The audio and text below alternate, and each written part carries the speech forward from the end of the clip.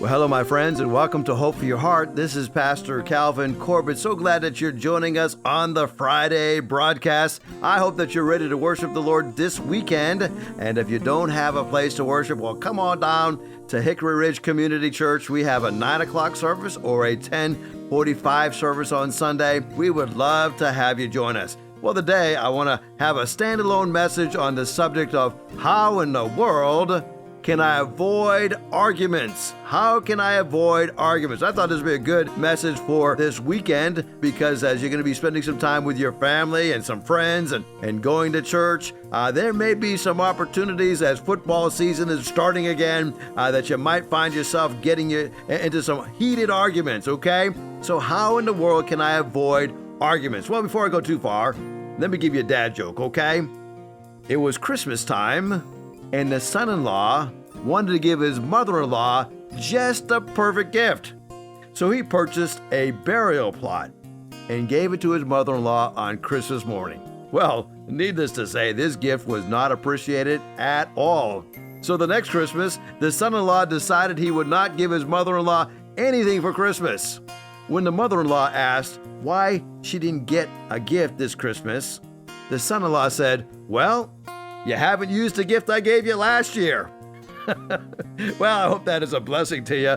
We are getting close to Christmas, and we're well at the end of September, beginning of October, and now entering my favorite time of the year. Well, let's talk about how in the world can I avoid arguments. Colossians chapter 3 says this: "You are God's chosen race, His saints.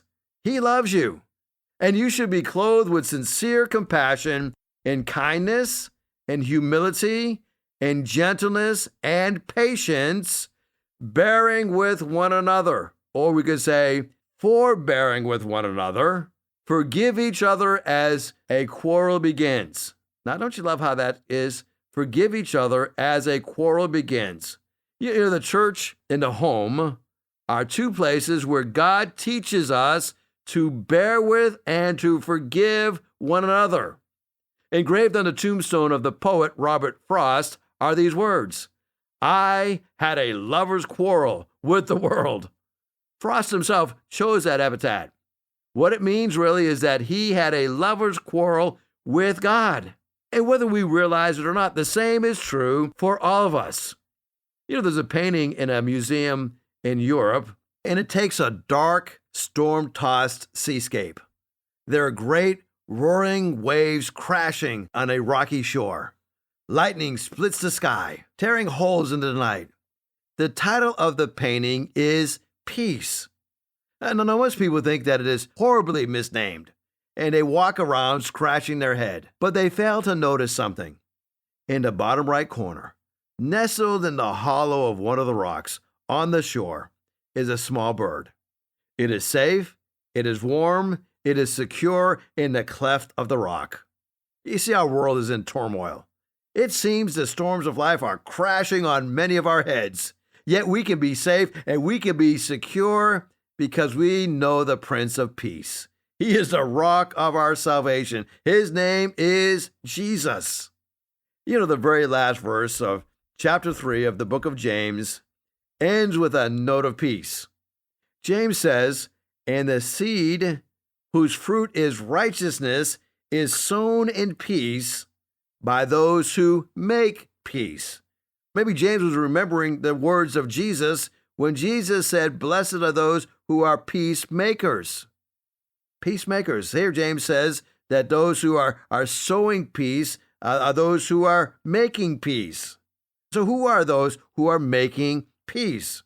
Is it the church? It should be. Think about who causes you the most conflict in your life. Look at this major verse and see why you don't seem to get along with them. You see, we are always fighting, it seems, and often at odds with others. Well, the question is why? Why do we have arguments? Well, the first thing I want to point out is what James says about the why of arguments. We have arguments because we have conflicting desires. James says, what causes fights? What causes quarrels among you? Don't they come from your desires?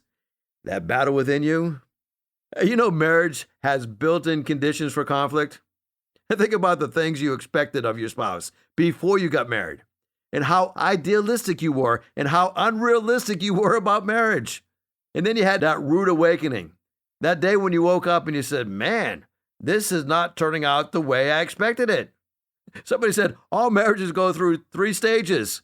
Stage 1 is the happy honeymoon. Stage 2 is the party's over. And then stage 3 is, let's make a deal. Let's see if we can work something out. Proverbs 17:9 says, he who loves to quarrel loves to sin. James talks about these conflicting desires. But what are these desires that we have conflict over? Well, I think the first one would be the desire to have. That is possessions. Verse 2 says in the New Living Translation that you want what you don't have. You long for what others have. We want to have things, and that's materialism, that's possessions. You want, but you don't have. You long for what others have. You see, God created things to be used and to be enjoyed. That's what they're there for. Now, when we get things backwards, we tend to use people and love things. You know, it's not an accident that the Gallup poll says that 56% of all marriages end up in divorce because of money problems.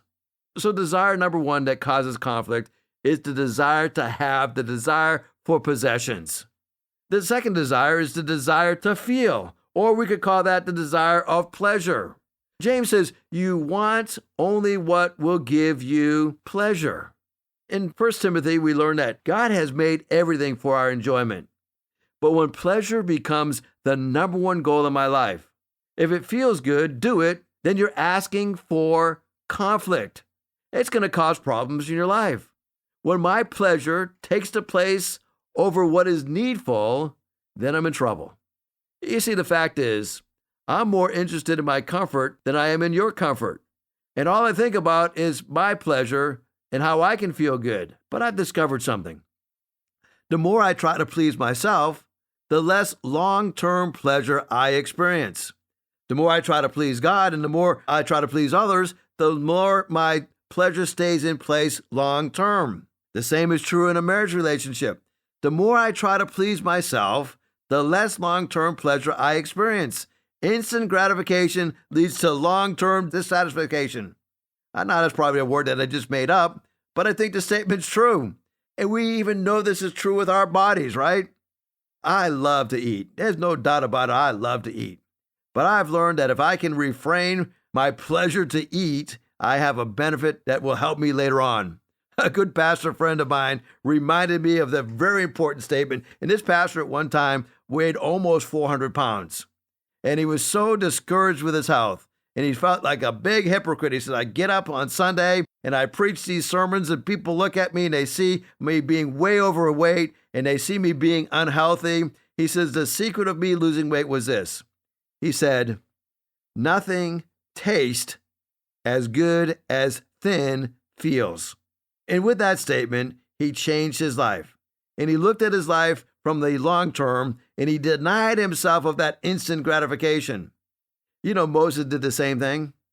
Moses chose rather to suffer affliction with the people of God than to enjoy the pleasures of sin for a little while. We learned in Hebrews 11:25.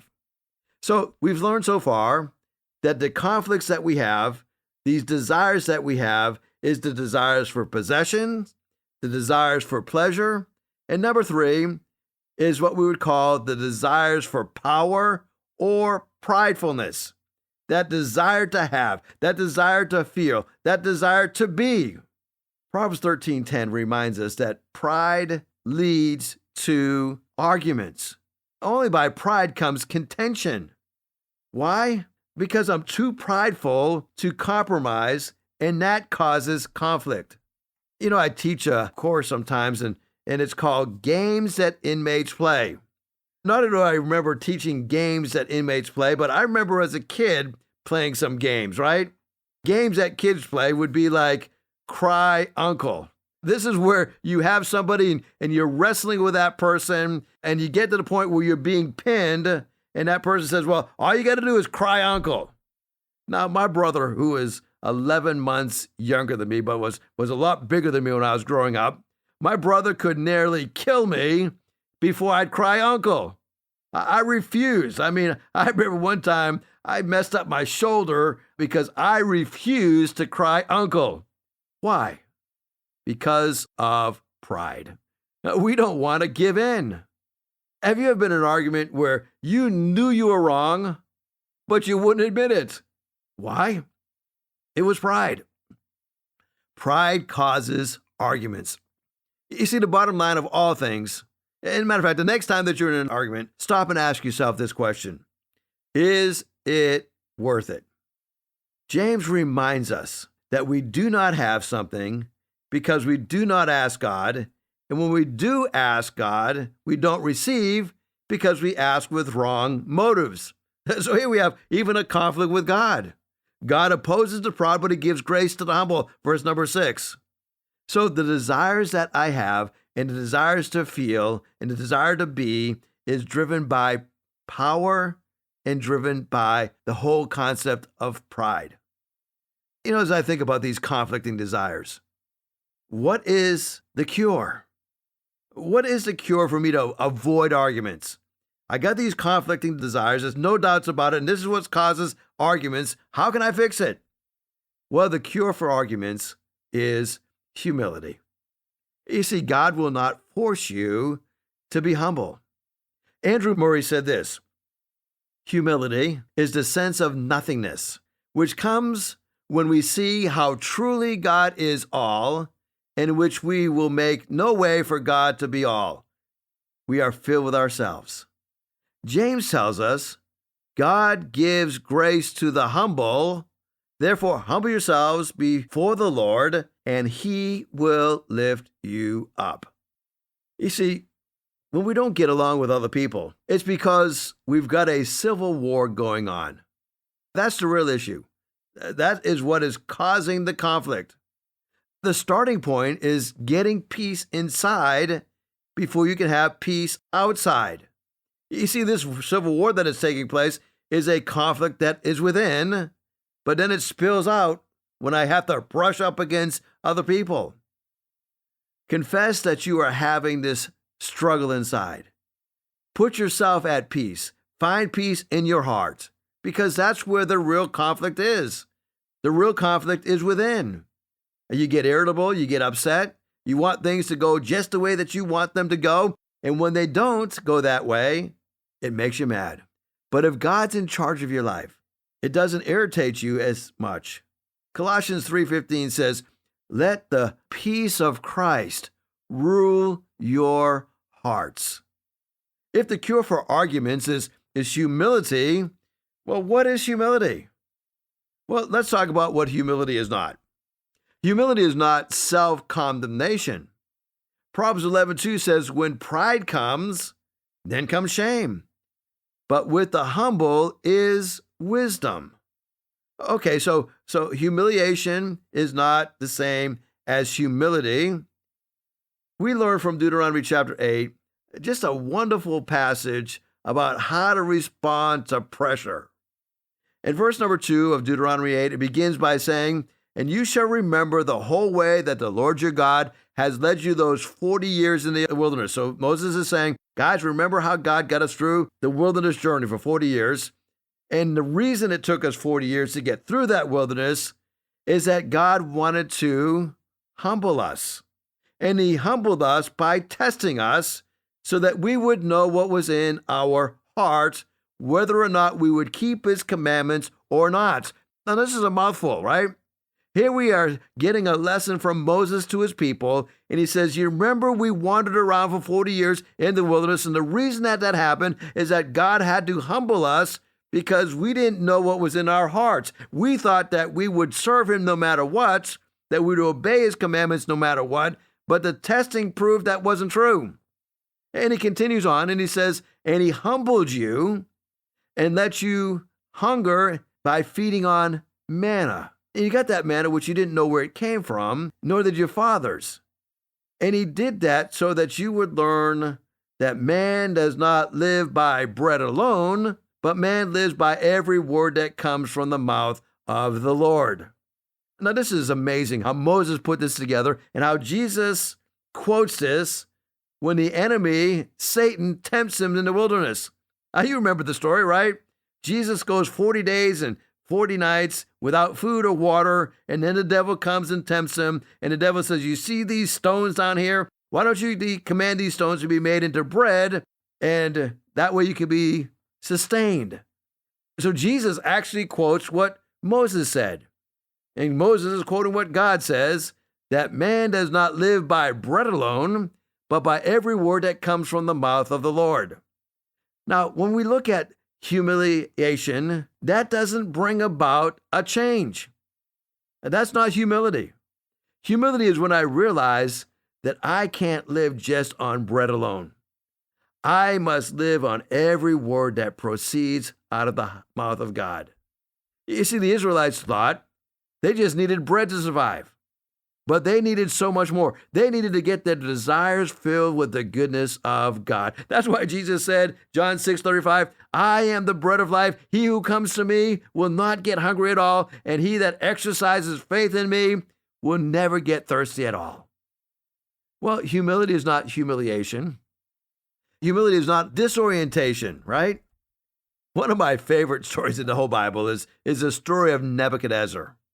And I call this the humiliation of Nebuchadnezzar. It's found in the book of Daniel. We see that he became very disoriented, but he still didn't become humble. Let's look at the story in Daniel chapter 4. All this came upon King Nebuchadnezzar. In other words, he went crazy. At the end of 12 months, he was walking on the roof of the royal palace, and the king answered and said, Is not this the great Babylon, which I have built by my mighty power as a royal residence and for the glory of my majesty? Well, you can see he's awful full of himself, isn't he? While those words were still in the king's mouth, there fell a voice from heaven. O King Nebuchadnezzar, to you it is spoken. The kingdom has departed from you, and you shall be driven from among men, and your dwelling shall be with the beasts of the field, and you shall be made to eat grass like an ox, and 7 periods of time shall pass over you, until you know that the Most High rules the kingdom of men and gives it to whom he will.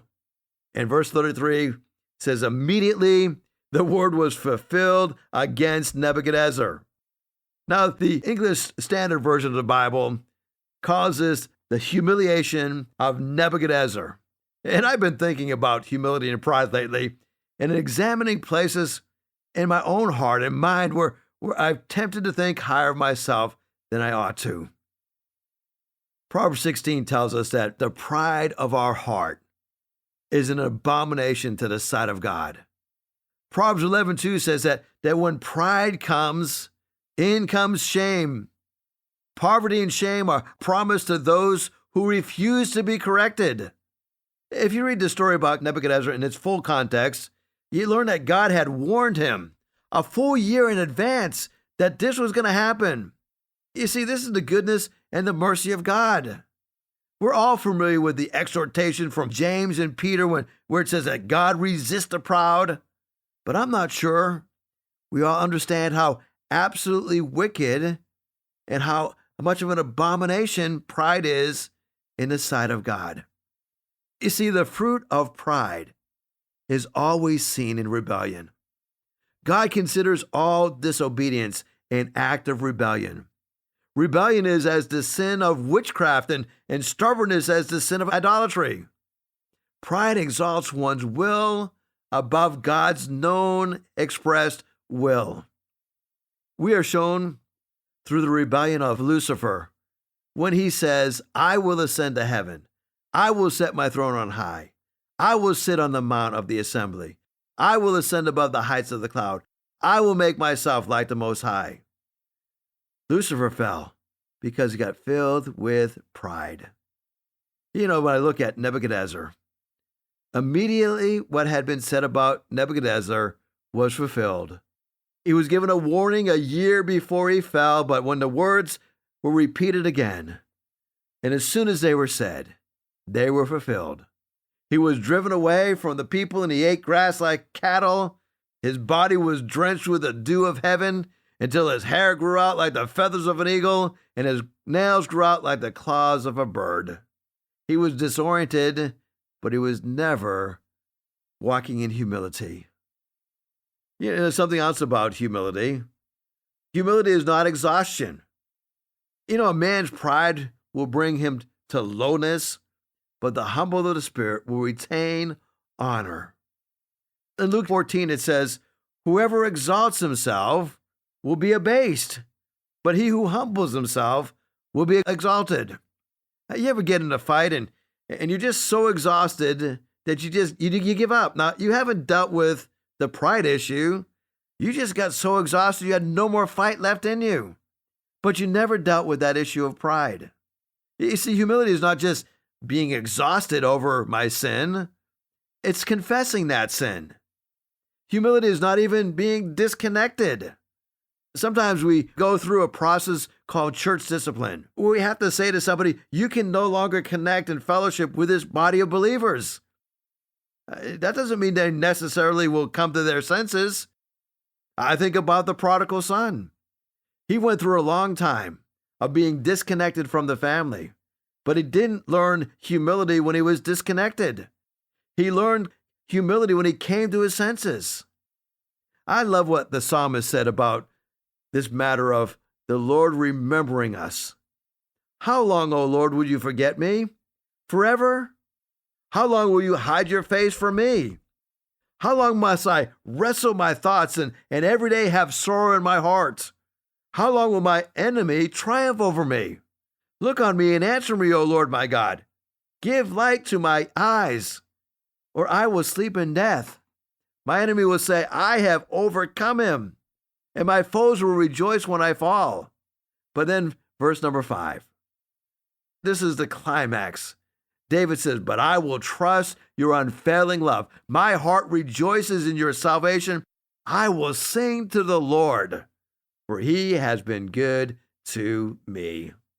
You see, David didn't humbly seek the Lord when he realized he was disconnected from God. No, he didn't. I wish he had, and sometimes I wish we would. But he was humbled when he remembered God's unfailing love. Later on, he wrote these words, not unto me, O Lord, not unto me, but unto your name give glory.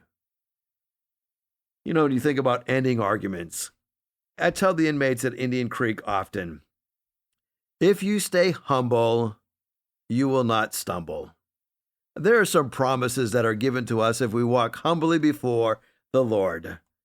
And in the closing moments of the broadcast, let me share these promises that are given to us if we are walking in humility. 2 Chronicles 7:14. If my people who are called by my name will humble themselves. Now, humility is this act of the will. It's not forced humility. That would be humiliation. It is not being forced to be humble. It says, if my people will humble themselves and pray and seek my face and turn from their wicked ways, then I will hear from heaven and I will forgive their sin and I will heal their land. Now notice the first thing God says his people must do is they must humble themselves. Even before praying, even before turning from their wicked ways, they must humble themselves. James tells us that God gives more grace. Therefore, he says that God resists the prideful, but he gives grace to the humble. Therefore, submit to God, resist the devil, and he will flee from you. Humble yourselves in the sight of the Lord, and he will lift you up. And then 1 Peter reminds us that the younger should submit to the elders. He says, yes, and all of you be submissive one to another, and be clothed with humility, because God resists the proud, but he gives grace to the humble. When I think about pride is a self-centered preoccupation with and an overestimation of one's own importance, one's abilities or achievements, resulting in an unwillingness to submit to God and an insensitivity to others. Humility is just the opposite. Humility is freedom from a sense of one's own importance with total dependence on God and honest concerns with each other. I want to encourage you today, walk humbly in the face of the Lord, and He will lift you up. Humility will end the arguments that you are facing even today. Well, God bless you. Thank you for listening to the broadcast. I look forward to talking to you on Monday. If you'd like to hear this broadcast again, you can have a free download at buzzsprout.com/1890557, or you can listen on Amazon, Spotify, Google Podcast, and Apple Podcast.